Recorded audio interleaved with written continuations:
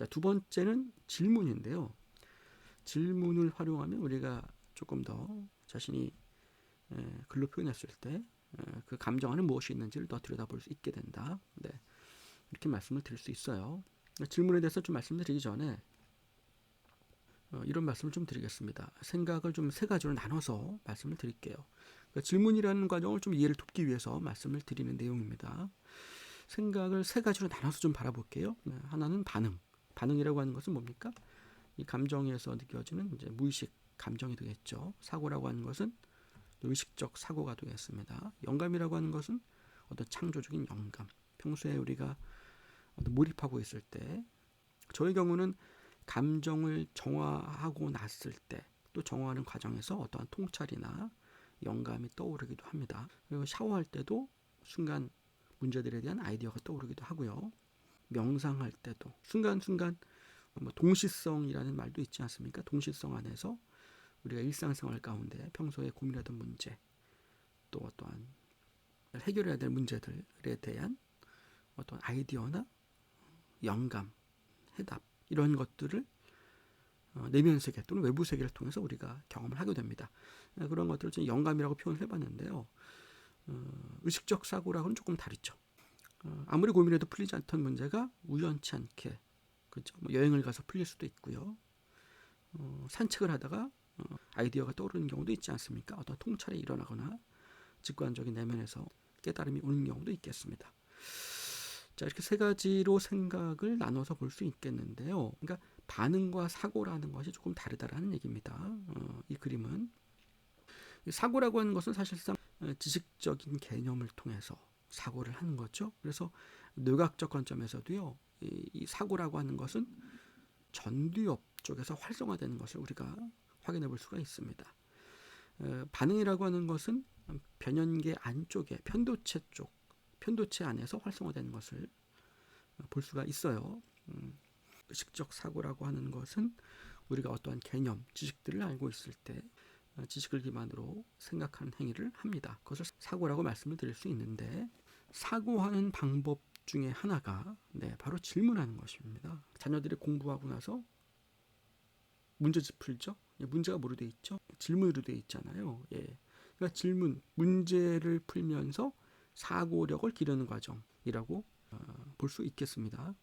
그 과정들이 자신이 배운 지식을 통해서 사고하는 과정, 그죠? 그래서 그 지식이 더 자신의 무의식에, 자신의 장기 기억 속에 더 안착될 수 있도록 그런 과정, 습득하는 과정을, 학습하는 과정을 해 나간다, 이렇게 볼 수 있겠는데요. 우리가 어떠한 학문적, 지식적 탐구를 할 때 질문을 하게 됩니다. 이 질문이라고 하는 것은 우리가 의식적 사고, 어떠한 학문에서도 더 깊게 학문을 탐구할 수 있도록 도와주는 역할을 하는데요. 우리가 내면 탐구를 할 때도 마찬가지입니다. 이 질문을 통해서 내면을 더 깊게 볼 수 있다라는 얘기입니다. 그래서요, 우리가 이 자신의 감정을 알아차린다라고 하는 것은, 자신의 무의식을 알아차린다라고 하는 것은 질문을 던짐으로써 자신의 반응에 대해서 의식적 사고를 할 수 있는 여지를 만들어준다, 이렇게 표현할 수가 있어요. 그래서 자신의 무의식을, 감정을 알아차렸을 때 그것을 언어화시키고 가시화된, 대성화된 자신의 그 감정을 통해서 질문을 던지게 되면요, 편도체에 그 감정이 올라와 있는 상태지만 자신의 전두엽을 쓰는 과정을 통해서 어떻게 됩니까? 자신의 반응을 지켜보는, 언어화시키는 과정을 통해서 전두엽의 기능을 사용하게 되는 것이죠. 그래서 질문을 던지고 자신의 의식에서 무의식을 탐색하게 되는 그러한 과정이 되는 것입니다. 그러한 작업을 하게 된다고 볼 수 있겠습니다. 그래서 질문이라는 것이 의식적 사고에 있어서 이제 중요한 역할을 하는데, 우리가 이제 과학적인 지식을 학습을 하고 그 과학을 더 탐구하기 위해서는 이제 본질적인 질문을 또 던지지 않습니까? 본질적인 질문을 통해서 또 그 과학을 더 깊게 탐구하게 되지 않습니까? 내면을 바라보는 것도 질문이라는 옵션이 내가 있다면 반응이 올라왔을 때 그 언어화된 자신의 감정을 놓고서 질문을 던짐으로써 그 안에 어떠한 것이 있는지를 보게 된다. 이 과정 자체가 이제 내적 탐구라고 볼 수 있겠습니다.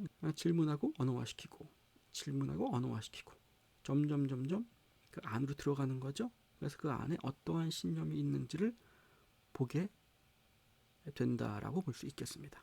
이러한 과정으로 이제 안으로 들어갈 수 있다라고 말씀을 드리겠습니다. 그래서 질문의 기능에 대해서 말씀드리기 위해서 생각을 세 가지로 나눠서 좀 말씀드렸고요. 그래서 표면은 식상에서 알아채는 생각을 언어화시켰을 때 쓰기 탐색을 통해서 자신의 반응을 가시화시키고, 그 가시화된 자신의 반응을 놓고서 질문의 옵션을 이용해서, 질문의 기능을 이용해서 내면 깊게 더 탐사할 수 있다, 탐색할 수 있다. 그래서 언어화시키는 과정이라고 하는 것은 일종의 쓰기 탐색이다, 이렇게 말씀을 좀 드렸습니다. 네, 그래서 지난 시간 모래시계 2부에서 말씀드린 내용이죠. 알아차림의 영역에서 이 언어화시키는 과정이 어떤 의미가 있냐면요, 우리가 비의도적 집중 상태를 알아차렸을 때, 내가 현재 비의도적 집중 상태구나 라는 것을 알아차렸을 때, 이 상태가 고통스럽고 힘들지만 현재 내가 이 상태가 감정에 매몰되어 있는 상태구나, 괴로운 상태구나라는 것을 알아차렸습니다. 근데 그 안에 이것이 구체적으로 어떤 감정인지, 어떠한 생각들이 있는지, 어떠한 상들이 올라와 있는지는 보지 못한 상태죠. 아직 보지 않은 상태입니다. 알아차렸을 때 언어화시키는 과정은 뭐냐면요, 언어화시키는 과정을 통해서 이제 내면 깊게 어떠한 감정인지, 어떠한 생각들이 있는지를 찬찬히 들여다보게 되는데, 비의도적 집중 상태에서 의도적 집중 상태로 바뀌는 과정이라고 볼 수 있겠습니다. 감정에 의해서 말이 나올 수도 있고 또 행동으로 표출될 수도 있겠습니다. 그것에 대해서 자책할 필요가 없습니다. 인간은 감정의 동물이기 때문에 그럴 수 있다는 거 우리가 인정하고 받아들인 상태에서 알아차리고 작업을 해나가는 겁니다. 매 순간이 알아차림의 상태, 무언가를 통찰할 수 있는 기회, 깨달음의 상태로 전환시킨다라고 볼 수 있겠습니다. 네. 그래서 언어화시키는 거죠. 언어화시키면서 내면 세계를 어떻게 됩니까? 의식적으로 집중한다. 예, 이렇게 볼 수 있겠습니다. 네. 우리가 이걸 알아차리지 않으면요, 우리가 학교 다니면서 지식을 학습하고 공부하고 탐구하고 이런 것들은 지식을 통해서 외부 세계에 집중할 수 있다라고 볼 수 있겠습니다. 그래서 온갖 성장 과정을 통해서 많은 개념들이 들어오죠. 그리고 경험을 통해서 내면 세계에 많은 신념 체계가 자신도 모르는 사이 형성이 됩니다. 또 그러한 것들이 반응으로 이어지겠죠. 그리고 그런 것들이 이제 자동화되면서 자신이 어떻게 반응하는지, 어떠한 생각을 갖고 살아가는지 전혀 모니터링 되지 않은 상태로 인생을 살아가게 되는, 가면 갈수록 시간의 속도는 빨라지죠. 예, 만원경 효과라고 해야 되나요? 예, 그러한 내용을 이제 본 적이 있는데 점점점 우리가 인생을 살아가는데 시간이 빨라집니다. 크로노스 시간의 차원에서는 시간이 빨라질 수밖에 없어요. 어린아이들은 모든 것이 새롭습니다. 모든 것이 관찰의 대상이고 탐구의 대상인데, 이미 많은 기억들을 갖고 있는, 많은 개념들을 갖고 있는 어른의 의식에서는 그렇게 새로운 것이 없어요. 그리고 온갖 자극적이고 부정적 뉴스가 계속 의식 안으로 들어옵니다. 부정적 생각들의 지배를 받는 경우가 굉장히 많이 있습니다. 네. 그러한 것들을 모니터링 해 나가는 과정이 필요하다는 거죠. 그래서 그러한 작업들을 해 나갈 때 우리가 점점 부정적 감정에 매몰되어 있고 집중되어 있는 상태를 그저 의식적으로 관찰하고 의도적으로 자신의 내면을 집중하는 시간을 가질 수 있다. 그래서 우리는 외부 세계에만 집중할 수 있는 것이 아니라 자신의 내면 세계에 대해서도 언어화시키는 과정을 통해서 집중할 수 있다. 집중해서 들여다볼 수 있다.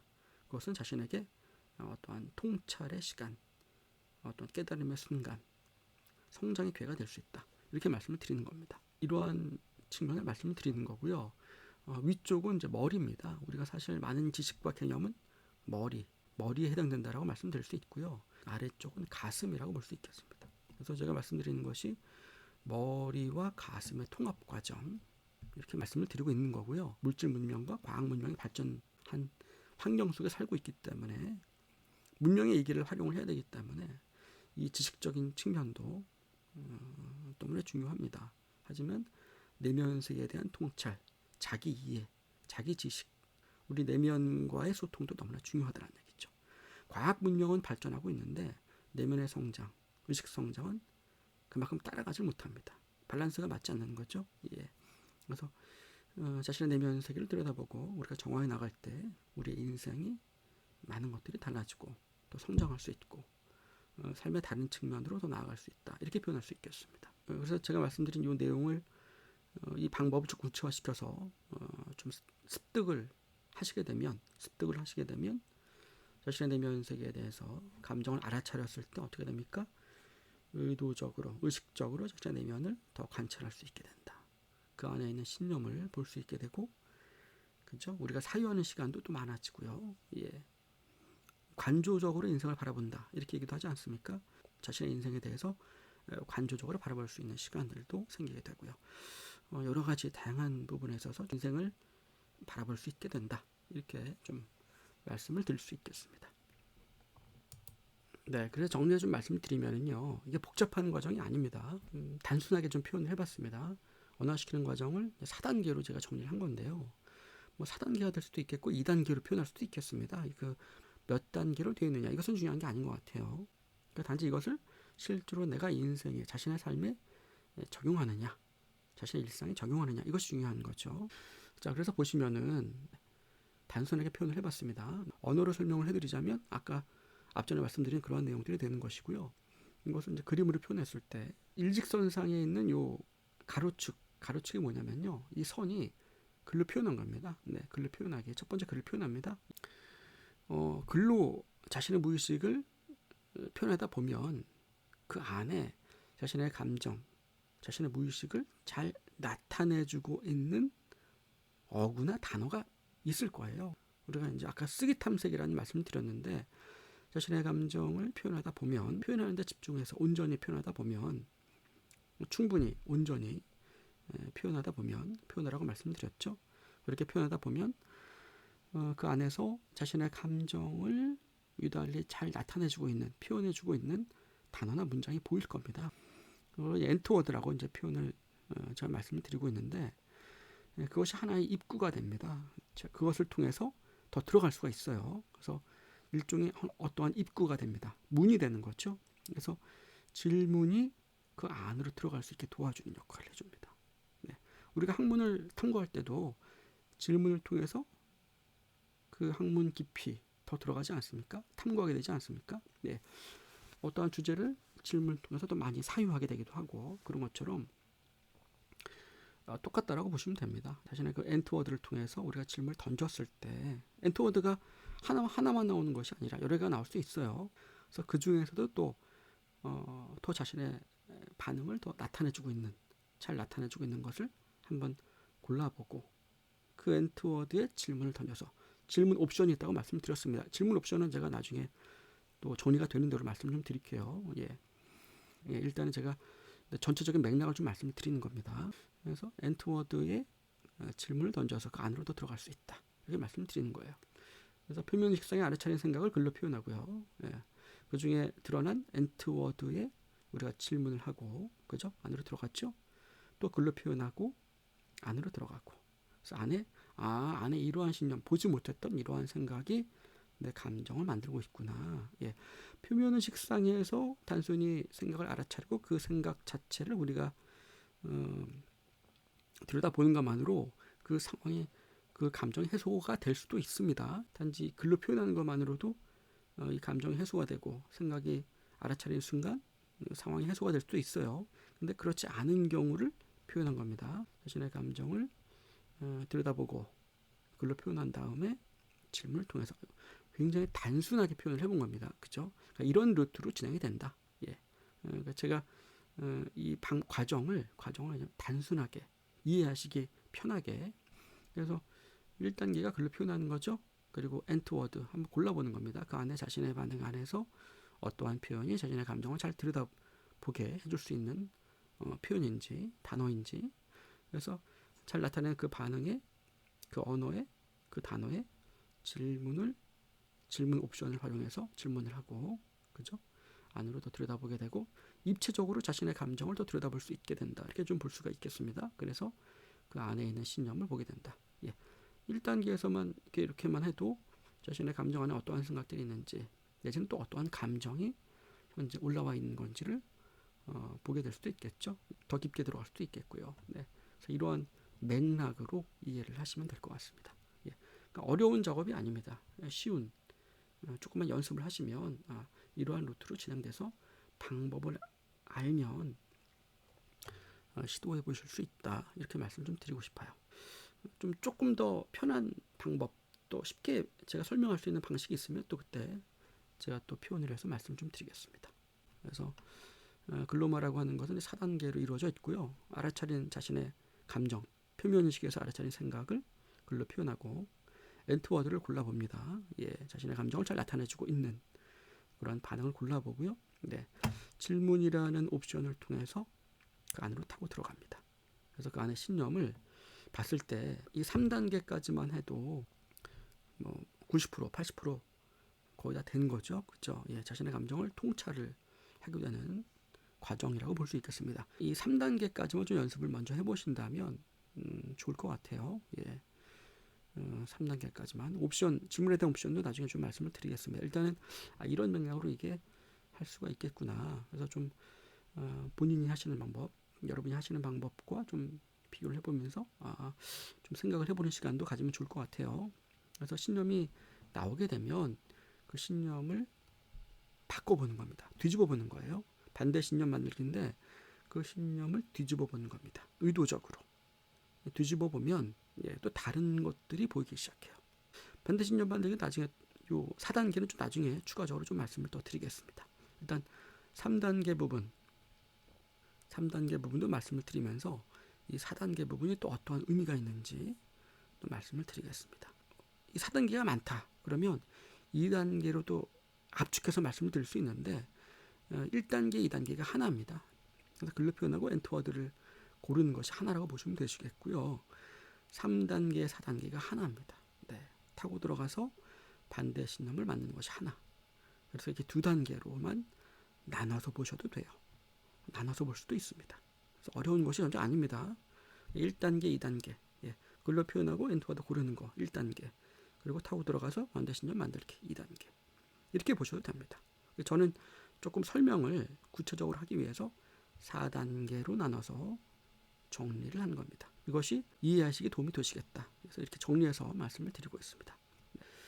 자, 오늘은 글로마라는 4단계에 대해서 말씀을 드렸습니다. 그래서 두 가지 요소를 말씀드렸죠. 자신의 감정을 들여다볼 때 언어화시키는 것, 그리고 질문을 활용하셔라. 예, 질문을 사용하시게 되면 우리는 내면을 더 입체적으로 더 깊게 사유하고 들여다볼 수 있게 된다. 네, 이렇게 말씀을 드렸습니다. 오늘은 두 가지 중요한 요소 말씀드렸고요. 이것이 여러분들의 내면 탐구를 이어갈 수 있는 좋은 정보, 좋은 방법이 될 수 있기를 바라겠습니다. 사실 이 내용이 제가 드리고 싶은 말씀이 조금 더 있는데 나중에는 또 세부적으로 떠오르는 내용 정리가 되면은요, 다음 시간에는 이 글로마에 대해서, 그리고 어떤 식으로 이 글로마를 진행할 수 있는지, 엔트워드를 또 어떻게 고르고 어떤 식으로 또 글을 표현하는지 좀 구체적으로 좀 말씀을 이야기를 나누는 시간 갖도록 하겠습니다. 네. 자, 오늘도 끝까지 들어주셔서 감사드리고요. 이 과정을 통해서 여러분들의 자신과의 소통, 또 자신을 더 바라보고 치유하는 과정, 정화하는 과정, 그리고 자신을 나아가서 사랑하는 과정으로 나아갈 수 있게 되기를 바라겠습니다. 우리가 이 자신의 마음을 들여다본다라고 하는 것은요, 미지의 영역으로 나아가는 겁니다. 이 미지의 영역은요, 한 번도 가보지 않은 길이에요. 지금도 저도 이것을 나름 오랜 시간 동안 이 작업을 해오고 있다라고 말씀을 드리지만 아직까지도 미지의 영역입니다. 아직까지도 제가 보지 못한 모습들이 계속해서 나와요. 네, 그래서 우리가 의식성장이라고 하는 것은 끝이 없습니다. 예, 그 한계가 없다. 이렇게 말씀을 좀 감히 드리겠습니다. 계속해서 성장한다라고 하는 것은요, 에고가 커지는 것이 아니고요, 더 그저 많은 통찰과 삶의 기쁨들을 찾아보게 되고 누리게 되고, 그죠? 인생의 전혀 다른 측면에서, 다른 차원에서 또 다양한 것들을 의식 차원에서 경험할 수 있게 된다. 이렇게 볼 수가 있겠습니다. 알아차림의 깊이가 더 깊어진다, 더 커진다. 이렇게 말씀 좀 드리겠습니다. 네. 그래서 아까도 말씀을 드렸습니다만 알아차림이라고 하는 것은 자신의 감정에 대해서, 자신의 반응에 대해서 질문을 던질 수 있는 여지, 가능성이 열리는 순간이다. 이렇게 말씀을 드렸습니다.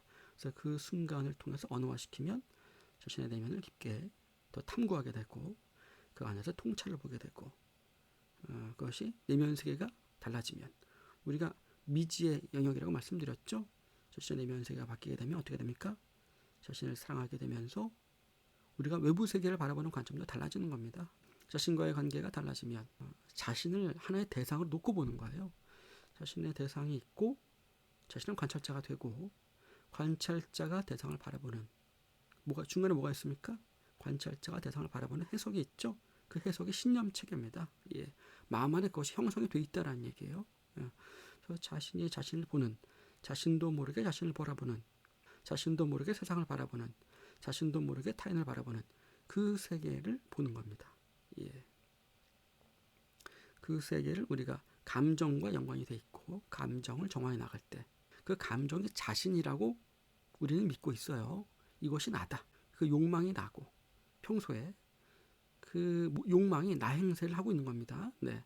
근데 감정을 정하고 나면 나가 사라지는 거죠. 그렇기 때문에 그것이 거짓 나라고 얘기를 하는 겁니다. 에고다. 네. 진짜 나가 아니라는 얘기죠. 그래서 자신의 감정을 정하다 보면 주장하고 있는 자신이 점점점 사라지는 거죠. 어떻게 됩니까? 자신이 보지 못했던 새로운 측면, 예, 새로운 나를 보게 되는 거죠. 그리고 외부 세계에서도 새로운 것들을 보게 되는 것이고요. 이렇게도 표현을 할 수 있겠습니다. 여러 가지 관점으로 표현할 수 있겠습니다만, 예, 지금 떠오르는 내용은 이렇습니다. 그래서 정말로 많은 것들이 안에 있는 것을 우리가 보게 되실 거예요. 하시게 되면. 그래서 내면 세계를 본다는 것, 주의를 돌려서 자신의 내면 세계를 본다라고 하는 것은 너무나 필요한 과정이고요. 특히 자녀를 키우는 부모의 입장에서는 이러한 과정이 너무 중요하다라고 생각이 됩니다. 예, 부모가 성장하면서 자녀에게도 좋은 정서적인 영향을 주는 것, 그것이 밑바탕이 되면서 자녀와의 좋은 관계를 만들어갈 수 있는 것이죠. 그러니까 기본적으로 타인과의 관계, 나 외에 타인과의 관계라고 하는 것은 자신과의 관계에서부터 시작이 된다. 이렇게 볼 수가 있겠습니다. 자신과의 관계를 통해서 타인과의 관계가 변화될 수 있다라는 부분이 있다라는 점 다시 한번 좀 말씀을 드리겠고요.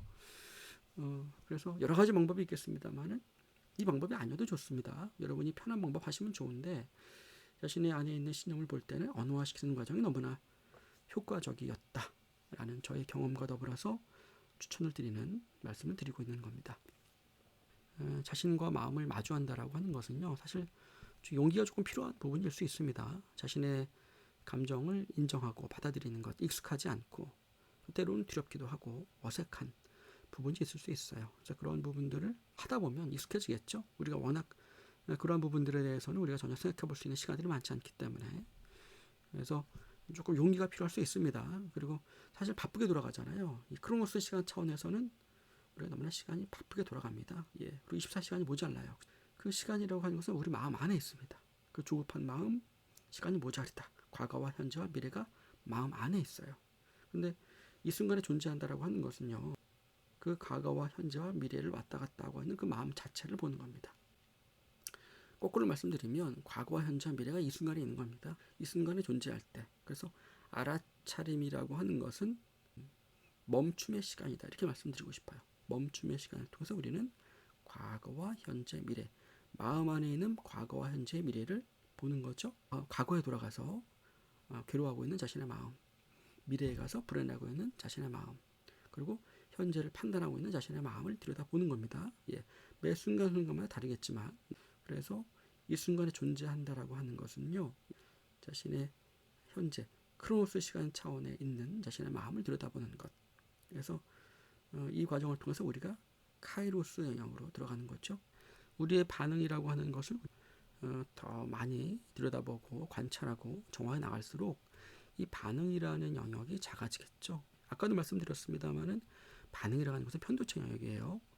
그리고 이쪽은 이제 전두엽 기능을 사용하는 거죠. 우리가 무언가를 인생에 대해서, 자신의 지식에 대해서 사유하고 사색하고 탐구하고 사고할 때 이 반응이 올라오면 사실 집중이 되지 않습니다. 외부 세계에 대한 탐구도 이루어지지 않는 거예요. 자신의 내면 세계를 우리가 정리하고 바라보고 자신의 내면 세계를 관찰하고 정화해 나아갈 때 이 부분이 점점점 작아진다고 볼 수 있겠습니다. 단시간 내에 되는 건 아니에요. 이제 시작을 하는 겁니다. 그래서 그렇게 되면 어떻게 됩니까? 우리가 사고할 수 있는, 사유할 수 있는 시간도 많아지는 거죠. 더 깊게 내면을 깊게 탐구하고 내지는 자신이 원하는 지식적, 학문적 탐구를 하게 되는 거죠. 사유하는 시간이 늘어나는 겁니다. 그렇지 않으면 이 반응, 자신의 감정에 생각의 지배를 받게 되는 거죠. 그래서 자신의 의식적 사고가 더 깊어진다라고 볼 수 있겠고요. 의식적 사고를 통해서, 질문을 통해서 우리가 반응을 더 깊게 볼 수 있다. 이렇게도 말씀을 드렸습니다. 그래서 영감이라고 하는 것, 직관적 내면, 직관적 영감, 통찰, 깨달음, 이런 것들과 더 우리가 일상생활에서 많은 경험을 하게 된다. 예, 그렇게도 좀 말씀을 드릴 수 있겠습니다. 자, 오늘 여기까지 말씀드리겠고요. 나중에 더 추가적으로 또 세부적인 내용들 말씀을 좀 드리겠습니다. 저는 다음 시간에 또 찾아뵙도록 하겠습니다. 감사합니다.